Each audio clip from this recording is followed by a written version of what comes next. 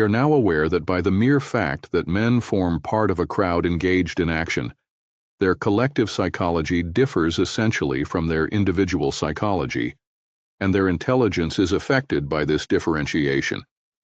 We have seen that intelligence is without influence in collectivities, they being solely under the sway of unconscious sentiments.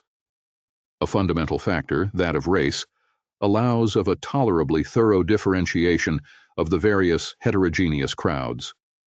We have often referred already to the part played by race, and have shown it to be the most powerful of the factors capable of determining men's actions. Its action is also to be traced in the character of crowds.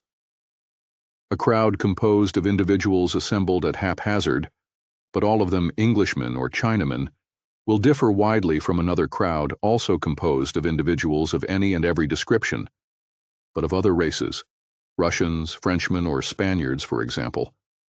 The wide divergencies which their inherited mental constitution creates in men's modes of feeling and thinking at once come into prominence when, which rarely happens, circumstances gather together in the same crowd and in fairly equal proportions individuals of different nationality, and this occurs, however identical in appearance, be the interests which provoked the gathering. The efforts made by the socialists to assemble in great congresses the representatives of the working-class populations of different countries have always ended in the most pronounced discord.